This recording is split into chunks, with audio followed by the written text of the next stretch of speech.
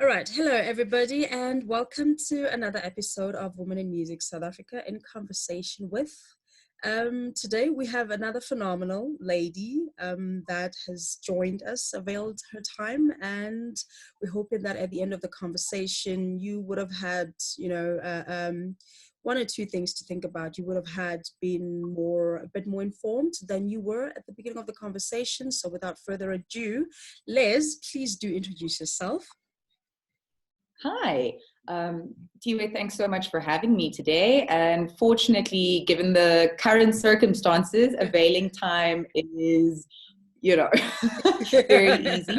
Yeah. I actually posted, I've got a team meeting later, and I said it's simply out of courtesy that I'm asking about your availability. Otherwise, I know you'll. Yeah, if you were at the office, they'd be available. Exactly. I'm Lesley Jennings, founder of an events production company called Gig Culture. Yes, saxophone performance graduate and jazz enthusiast. Okay, so that explains jazz on the lawn, but we'll get to that in a few seconds. Tell us about Gig Culture. What exactly do you do? And when you say event production, what does that mean? Cool. So, as I mentioned, I'm a saxophone performance graduate from the University of the Free State. And music has always been age 12 when I started playing an instrument. So having studied in Bloemfontein, when I got to the University of the Free State, there was a lot of talk about all the performance opportunities and all the things that were happening in the music industry with pack-offs. And at the time, there used to be Moods and Flavors, and, the music scene was bustling. But I think I got to Bloemfontein in the last year that these things were happening. Because in my first year as a student, I was part of a jazz ensemble. It was massive. There was over 20 musicians in the jazz band. We toured, we performed in competitions, and I performed in musicals. And the very next year, there was virtually nothing. So I took a journey through working with orchestras, more established and educated forms of music. And, as I worked in this industry, I realized that the more informal and uneducated part of the industry was very grossly underrepresented. By people who, were either artists themselves or saw an opportunity artists, but very, very dismally, who really drove me away from performance and towards what was then called, and how I was trained, in arts administration. Developed into Gig Culture, which today is a 360 it's management, production, and what I call artist liaison and entertainment coordination. So we do everything in terms of event support, from concept development right through to planning, budgeting, funding applications, whatever it is that you need to make our tagline is crafting ideas into reality. So in the event space and in the art space, anything that you feel you need support in, we can offer either as a 360 package or just individual services that you need support in. Okay. Do you feel that quite a mouthful? Quite a mouthful, but that's going to help me with my next few questions. So you see, I like people that talk a lot. So with you do you feel that having been an artist makes you a bit more qualified to be an arts administrator, or a bit more suitable to handle arts administration, or event production because you understand things from a musician's perspective. Absolutely so. I've been on the receiving end, and I didn't take my performance career, or my performance career didn't get to a point, where I would qualify as a brand, as a musician, because most of the work that I did was as a sessionist. But I've been on the receiving end of festival stages and, playing with bands and small gigs, venues, working with small promoters, big promoters, as part of a band and in studios. And it's how artists get treated. Is very important. So, having had that experience and knowing what artists want, because there's a massive disconnect between, like I said, people that are very opportunistic in establishing their agencies or their services in this industry. They know they can make a lot of money and tend to exploit the entire value chain. So I understand, and especially when it comes to collaboration and working on a percentage basis, that you can't demand a set fee for something and then not even deliver the bare minimum of what is expected. At the end of the day, this is all something that somebody can do for themselves. They pay you because I think having performed really does assist in informing how it is that I've structured our services. Yeah. All right. So what are some of the events that are owned by Gig Culture? What events do you produce that you are not outsourced for? Right now, none actually. What? Because funny perception. Your line is breaking. Say that again. Jazz on the Lawn is actually commissioned by Sun International. Oh. Okay. Better? Yes, you keep breaking, but I'll tell you every now and again if there's a problem. Okay.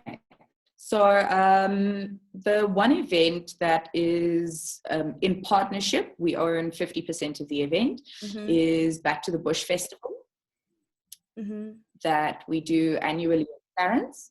There is a misconception that we own Jazz on the Lawn. We do not. I thought you did. It is a concept that we developed for... I thought you did, honestly. I mean, we definitely developed the concept and we launched it, and we've been integral in the growth of the concept and producing it. So it's a very tight-knit relationship with Windmill Casino, but it is their event and they do own the event. Okay. But just as I mentioned earlier about our services, that is something that we do. In terms of owning concepts and that at large, we really look more at how it is that concepts, events, audience development initiatives, we can partner with various entities. The same thing with the events that we ran last year, Downtown Sundown. There's always a perception that it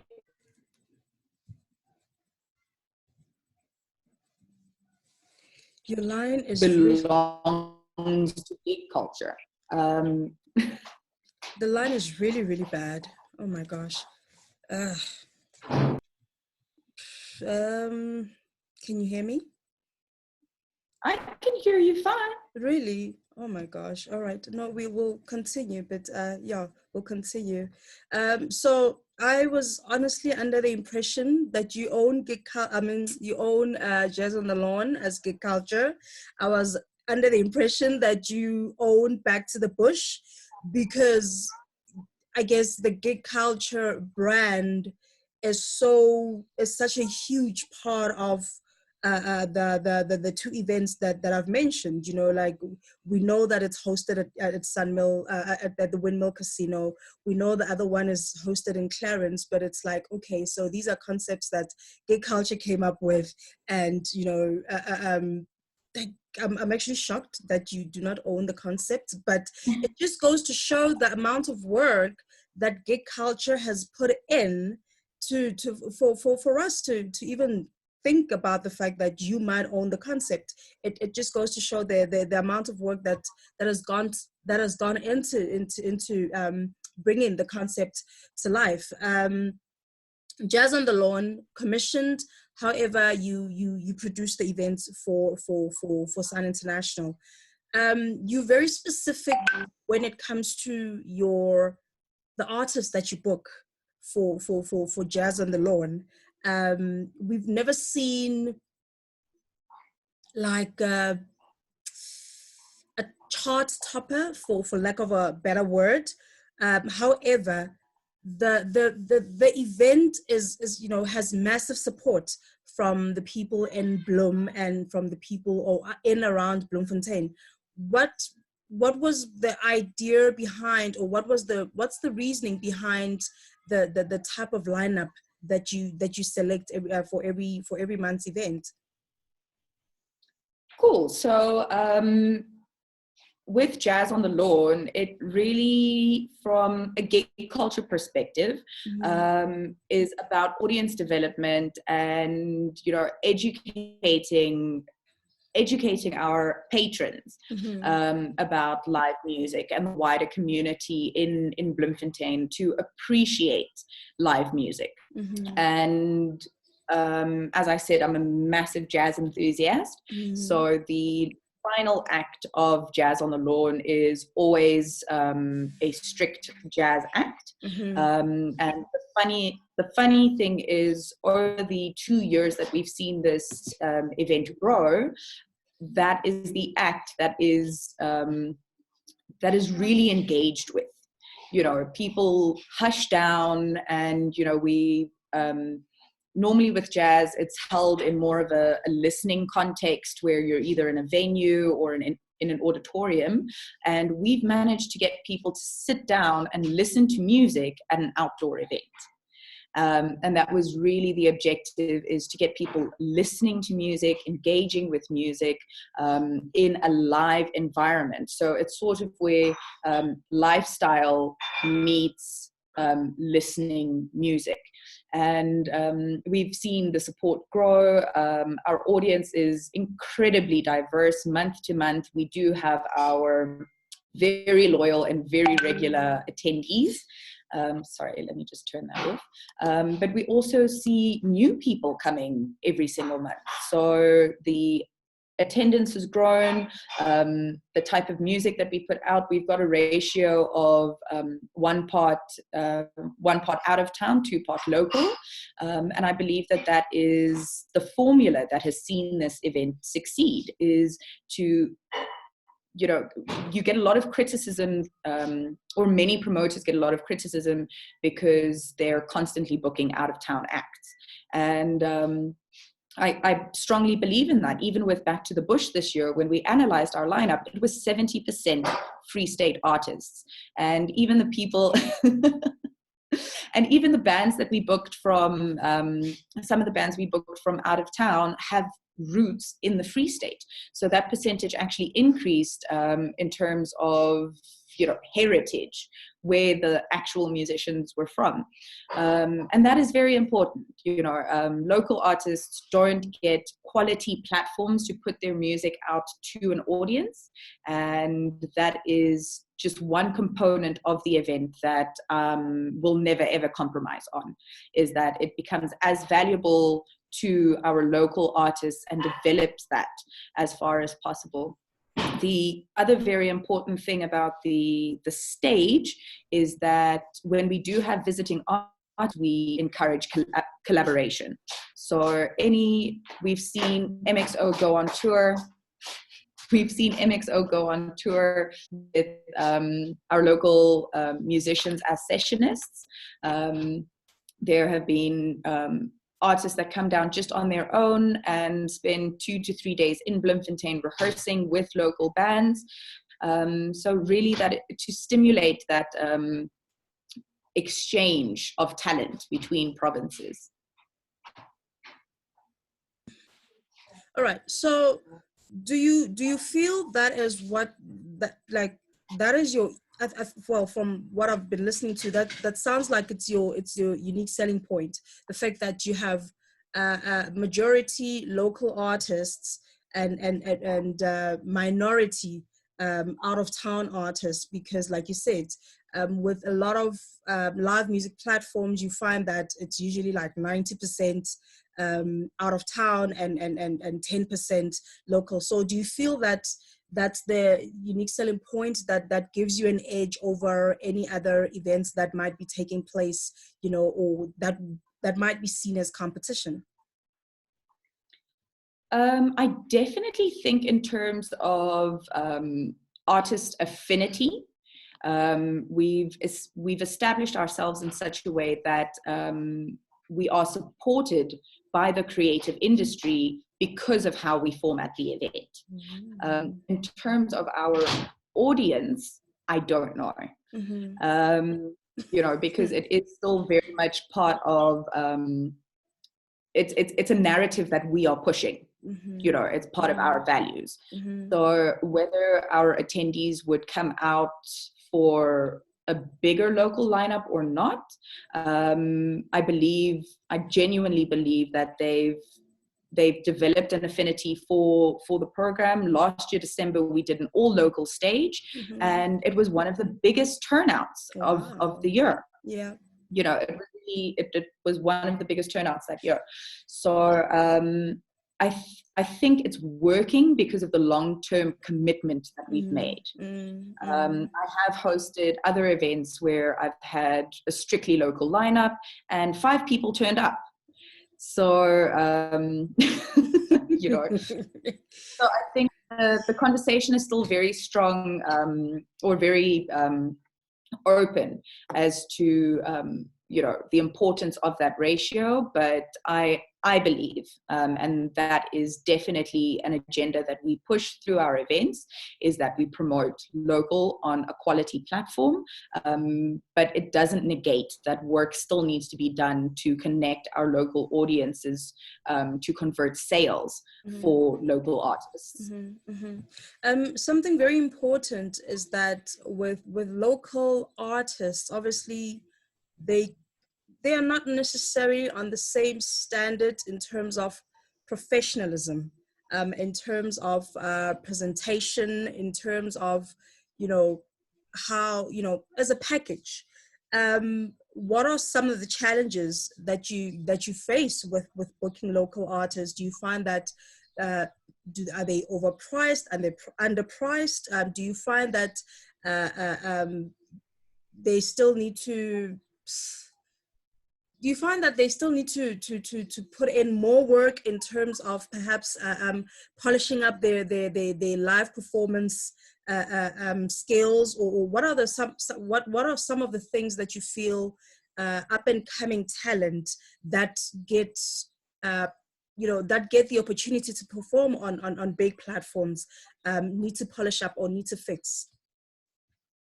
I think there are some local artists that are doing really well in terms of the package offering,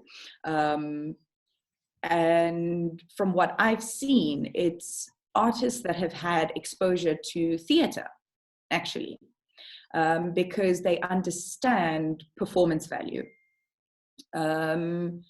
Unfortunately, the same can't be said, or the same opportunity cannot be presented to everybody in the industry.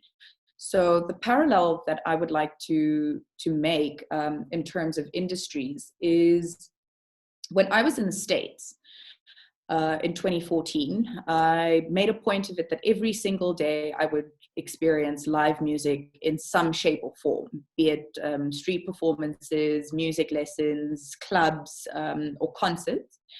And, you know, I had a lot of conversations with musicians there and people in the industry.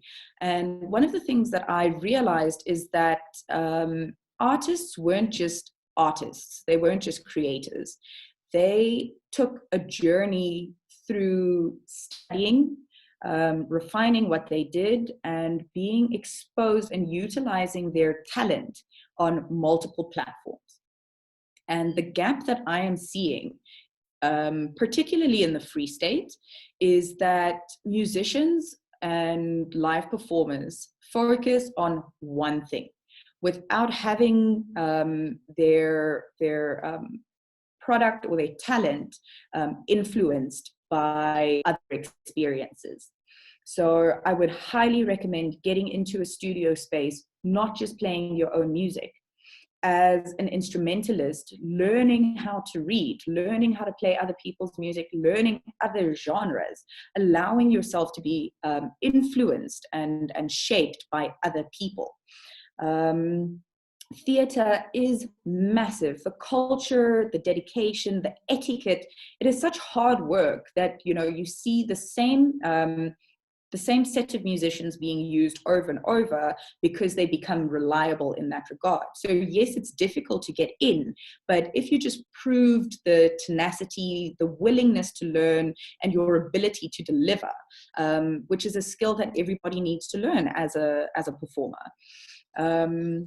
You know, there's just so much in the industry and spaces in which that you can work that I just think that artists in the Free State are so focused on, I play an instrument, I write music, and that's all that I'm going to do. And you will never improve. You will never ever, like, sadly, you will never improve. You know, if you were to drive a car on the same route with no other vehicles between your start point and your end point every single day, and then all of a sudden another car comes into the road, you know, you don't mold.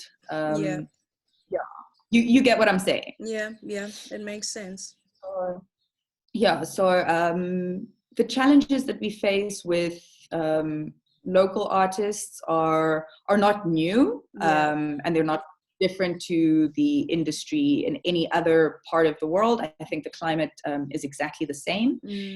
It's just that our artists have less to interact with than, I believe, artists in other places. And I see this a lot with music students as well. You know, one of my biggest concerns are people in South Africa that go and study music and are led to believe that if they spend 8 hours a day practicing, that they're going to be the best thing since sliced bread. And then they just graduate into the world and they can't navigate around, you know, contracts and performance opportunities and what is above or below their technical ability. And that is frightening, because the real world versus what you're learning behind those four doors is completely different. Do you feel that there's not enough, I guess, then development platforms for up and coming talent? Do you feel, I'm not even going to touch on government. We don't go there, but no, we do not go there. But do you feel that as let's say experienced arts practitioners, are we not, is it our responsibility, or is it should we be doing something to help develop young talent without necessarily spoon feeding young talent? Because I don't think, you know, spoon feeding anyone will help anyone in the long run. However, do you feel that we should be doing more or exposing them to more? Do you feel that they would be open to learning from somebody who's more experienced? Because I think you know, what you're saying is it's a universal problem. You know, what you've just said, it's a universal problem for up and coming talent. So how do we then move past, how do we ensure that young talent move past these small fixable issues, you know, to and I guess grooming them into the professionals that they should be? Obviously experience will, you know, will count in a way or another, but do you feel that who should be doing what to to to to to help them along the way? You know, who what should be done? Well, I think as you said, experienced art practitioners or people that create platforms for opportunity should have conversations amongst themselves. It's not necessarily your responsibility to walk an upcoming talent through every step of the process, but it is your responsibility on the macro system of things to say, this is my platform, this is your platform, and where does it fit into the steps of the industry? So one of the conversations I had with Shakes Kumalo a while back was that his jam sessions would allow me to filter talent. You know, every time somebody, you know, people can send you an EPK or a video of something that they've done somewhere, and it's mixed and mastered and the video quality is amazing, but you get no sense of how an audience engages with that, or a true sense of what that live performance is really, really like. So using the jam sessions at Ivy Lounge on Sundays was fantastic. I've met a lot of new talent in Bloemfontein, and I think it stimulated a lot of collaboration in the local industry. And we've seen similar initiatives pop up, but you know, this is the thing. Either people don't stick it out long enough, or they start to feel some type of way about, but we've been doing this for so long and nobody sees the value of me bringing people into your establishment. And I think the conversation is bigger than that. What is it doing for musicians, and what is it doing for audiences? And is it so important for you to get paid for doing this? Yes, it's important to get paid, but are you entertaining or are you learning? You know? So one of the things that I did when I was still a student and the first 3 years after graduating, there are so many, I know so many people in the local industry, from venue owners to instrumentalists, studio owners, you know, everybody everywhere in the music business in Bloemfontein, because I couldn't stop. You know, I played in a saxophone ensemble with ex-police band members. I was the only I was the only young I was the only young female person of color amongst a group of older men that had played in the police band. And for me, it was school fee. You know, I would have otherwise never gotten that experience. You know, of you just put yourself out there. You go everywhere with your instrument. We used to busk every single weekend at malls, you know, for 4 hours. We would set up at Earth or Northridge, Loch Logan. I would play with a marimba band, a violinist, guitarist, whoever I could. You know, somebody said that they'd be playing a lunch hour concert somewhere. Do I want to play with? I'm not getting paid. Yeah, I'm there.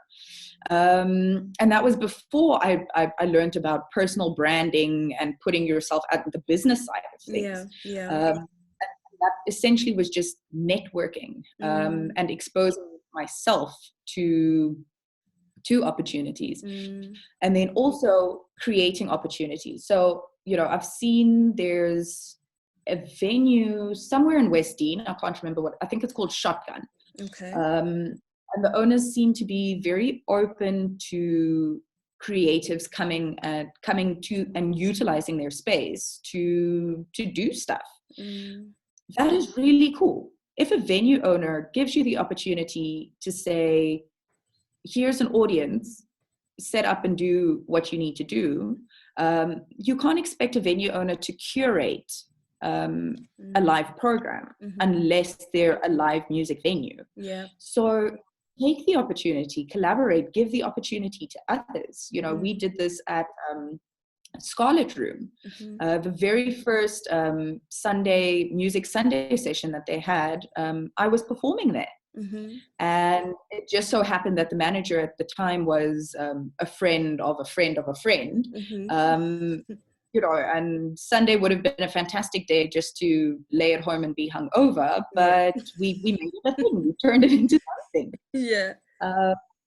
Yeah, and you know, in many conversations, and I refer back to Shakes again, is you know, some Shake said that holds a lot of weight. Is I'd rather be doing something with my talent than sitting at home doing nothing, waiting for someone to pay you. Exactly. And I think it's another issue, I guess, with this generation of artists. I don't want to say perhaps they're not hungry enough, because I'd like to believe that everyone is hungry, but you know, we paid our dues. we paid our dues, and it's not a bad thing to pay your dues. I mean, even as a business owner, you still pay your dues. You know what I mean? Like, you're not gonna immediately start getting contracts that are worth millions. You're gonna start small, and I think that's perhaps one thing that I'm hoping that young talent will kind of change, you know, or will be willing to change about themselves, that they should be willing to pay their dues. We're not saying let people exploit you. We're just saying, you know that it's not always going to be, you know, a gig that pays you like really, really well. It's not always going to be you as the, you know, lead artist. It's not always, you know, there's so many opportunities or platforms that are available or that can be made available if you had to take the spotlight away from yourself, or the spotlight away from how much am I getting paid. You know, somebody could say, listen, let's form a band. We're most likely to make 500 rands each. But somebody will say, but what's 500 rands? I'm not going to take 500 rands. You know, a particular festival has been paying me 10,000 rands. Why am I settling for 5,000 rands? But forgetting that we are in a province that's not like other provinces. You know, we're not in Gauteng, we're not in KZN, we're not in the Western Cape. We are in a province that does not necessarily have a lot of platforms for young talent.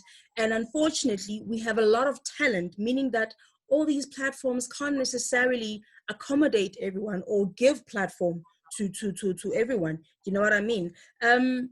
Something that I see happening with, you mentioned Shakes, DJ Shakes.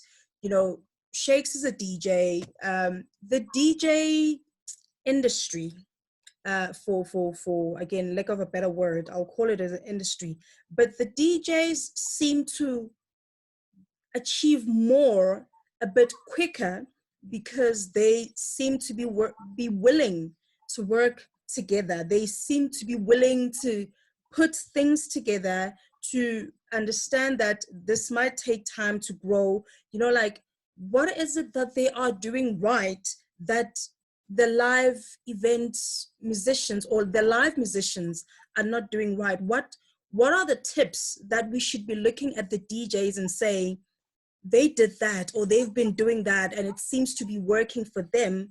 Why don't we try it? What are some of the things that we should be looking at and taking from them, from the DJs?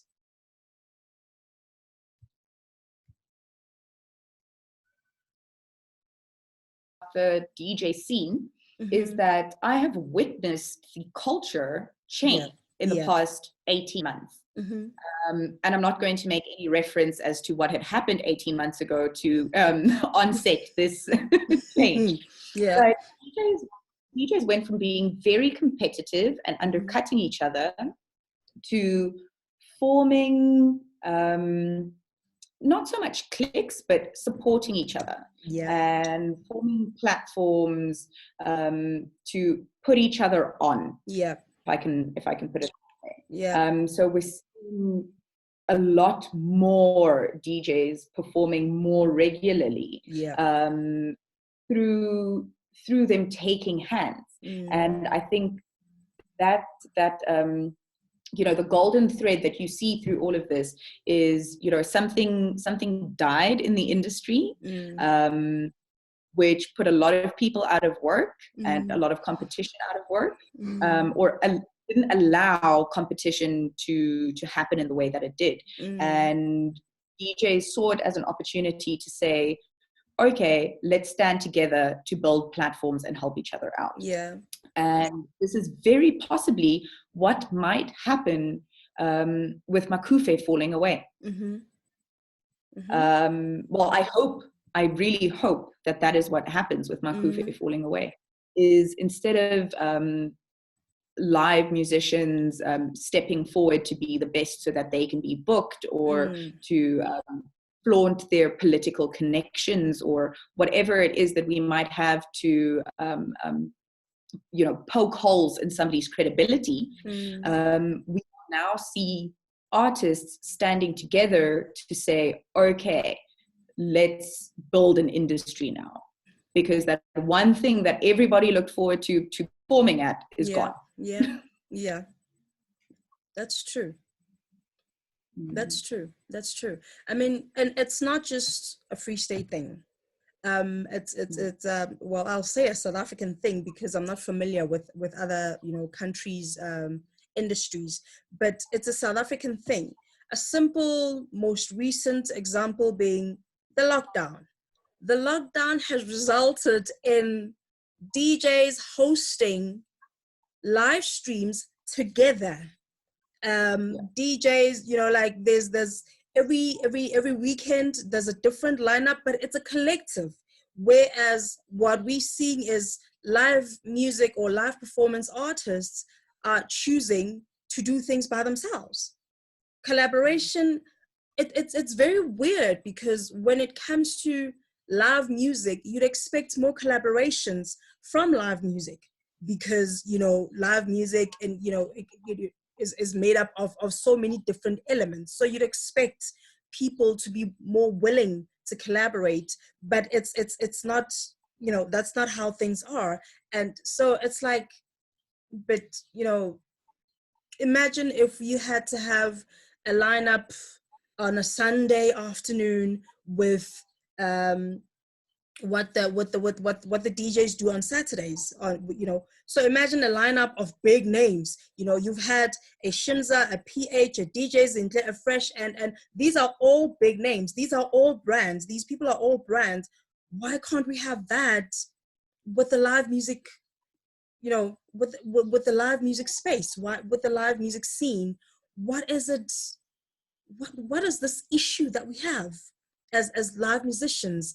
And I think I'm asking you this question because, number one, you are a musician.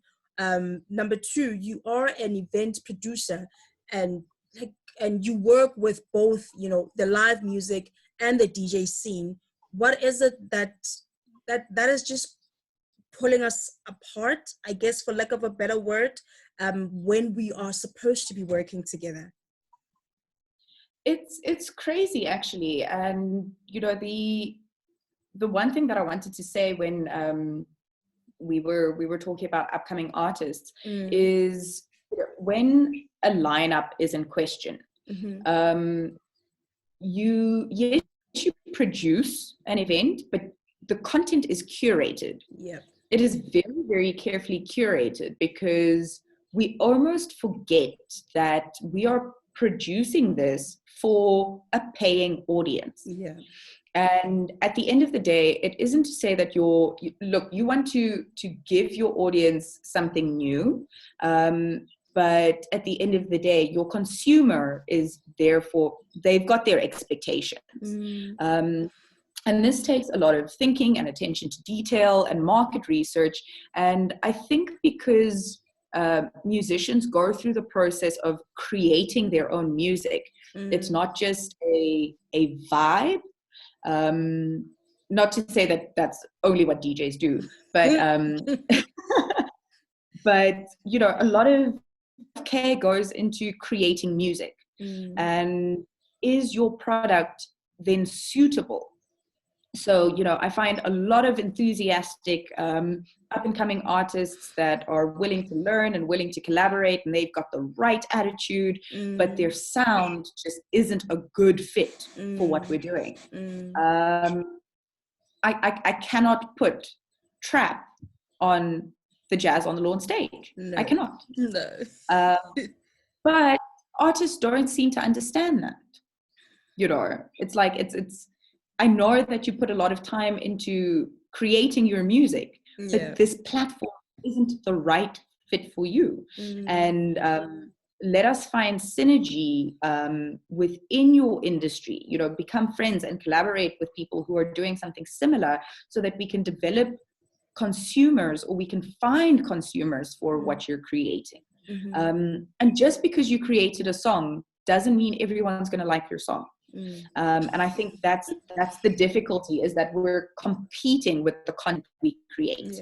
Whereas most of the time with DJs, now this isn't going into producers, but just with DJs, is they can pivot at any point what their sound is. You just have to be technically good. And you've really got to be able to read your audience and select good music.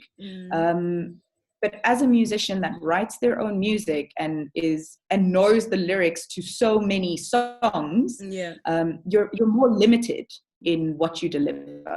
So I think it's a lot more personal for live musicians than it is for DJs. A lot of similarities, but I would say live musicians are a lot more protective of what they create, because there is an emotional journey behind what they're putting out there. That's just my opinion. I've done no research or asked any questions. Of course. When you say it's a bit more personal, you know, once again, we look at the South African live music scene, and you look at the international live music scene, somehow different, even though there might be similarities, different in a sense that, once again, there's more collaborations internationally. There's more collaborations amongst female artists, there's more collaborations amongst male artists, and, you know, males and female, and but there's more collaborations, there's more, it looks like, I'm trying to find the right words. Even the creators of this music that are still very personal about, you know, their journeys, are still open to interpretation, or a different interpretation of what they create. And proof of this would be the many covers of a song that we might hear. You know, Tomorrow by the I think it's the Winans Brothers or something like that, has so many versions, and there's so many, you know, that there's what, Natural Woman, there's a whole lot of songs that have been covered over and over again. But in South Africa, we find that there's limitations, and not only because young people are not trying to, you know, to do covers of the classics, but, you know, you find that our older generation is not so open to their work being covered by young talent. You know, I remember when okay, let's not mention names, but but it's no, let's not mention names, but it's another thing. I mean, you simply go on YouTube to try and get backtracks. Let's say you are somebody that does covers at a venue, to simply get backtracks of South African music, you know, South African classics. You will not find them. You will not find them. You will find a whole lot of international music backtracks. do you feel that we are too protective of what we are creating? Are we not open-minded enough, for, or are we not so trusting of young talents covering our work? I mean, Lyra did that Something Inside So Strong, and I don't think she chose a song because there was no local song to cover. You know what I mean? Chances are there's a lot of red tape when it comes to covering music by our local artists. Do you feel that we are too protective? Are we limiting ourselves? Are we not trusting at all? What's the issue there? Well, I'm going to take the conversation somewhere else now. I think Yeah. it boils down to education around technical and the business aspect of it. So if your music is registered, you can only benefit from it being performed by a million other people. True. You get what I'm saying? True. So Yeah. why would you be afraid to have your music performed or reproduced by other people if you would only be financially rewarded for having that? I mean, with the amount of cover bands performing in pubs and clubs, I can just imagine, if the paperwork is done properly, you can't get your song onto radio. Why not have a network of all your local bands performing each other's music? And this is a conversation that I've had with DJs. Here we've seen people release, say, 20 singles in the past 2 months. Put that song in your set, put that music into your sets. So if I, as whatever band in Bloemfontein, have registered my song and released the music, the album, the single, whatever it might be, encourage other artists to cover it. And an artist that does this a lot in Bloemfontein is Pablo Musina. All of Pablo's covers are local music. I mean, he does a beautiful cover of one of Press's songs, and a number I don't think I've ever heard perform except for Bob. I don't think I've ever heard him perform anything that is South African music in his set. That is a very, very good example to look towards. And why be protective if your intellectual property is that for it to work for you? Exactly. So it needs to work beyond you. And so many people don't know all of the different terms and how it is that, from mechanical rights to performance rights to recording rights to yada, yada, yada, yada. I've seen some atrocious contracts between producers and studios and artists themselves. And people just don't have these conversations. So how do you get your music out there? Because I've released a single, I'm going to take every performance opportunity I can get so that I can perform my song to get it out there, because it's not going to get onto radio. Well, maybe look at an affiliate type of, imagine if every single band performed your new release. I think that would reach more people than you punting it on social media or you performing it at the 5 gigs that you got that month. And it's just a different way of thinking. So we just need to challenge that, and people just need to stand up and do more disruptive types of take more disruptive approach to do what they perform and where they perform and how they perform it and with whom they perform it.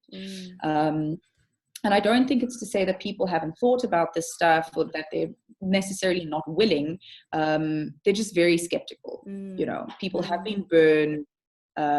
We do find a lot of people in the industry that say stuff, and then when somebody tends to say something similar, their guard just goes up immediately. There's a lot, and I can understand why artists feel the way that they do. Okay. No, I hear you. We've got about 3 minutes left. I don't like it when we run out of time because I feel like the less time we have, the more questions, I seem to have. But let's say just one or two last questions. What I'm a new artist or I'm an up and coming artist. It doesn't matter where I am from, whether I'm from the Free State or whatever other province or any other part of the continent. How do I get myself out there in order to catch your eye as an event producer? Like do I send you emails? Do I send you a link to my music? Do I find out where you hang out so that I can go and try and hustle a way of performing there? What are some of the basic or some of the most innovative ways that young talent can see themselves, on platforms where, like you said, music is not always going to be on radio. It's not very easy for a young artist to get their music on radio. However, there's something about that can help you grow yourself, your brand, your audience, with live performances. So what do I do? How do I get your attention? And how do I make sure that I am, on top of the list for every single event producer that exists in my area or the area surrounding? Cool.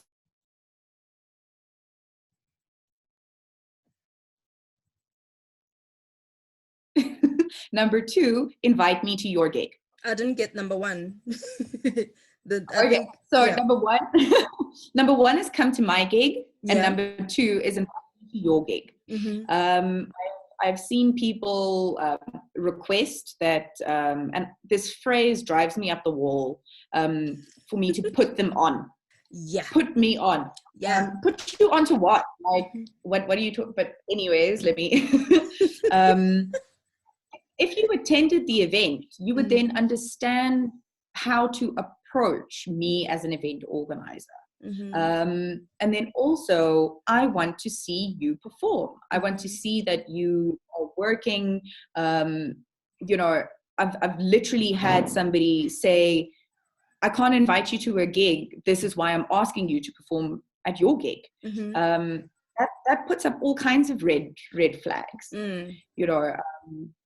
If you are telling me that you can't even perform whatever, a 30-minute set at a venue somewhere, or you're not going to be busking somewhere, or you haven't identified any other performance opportunity except for my stage, that is scary.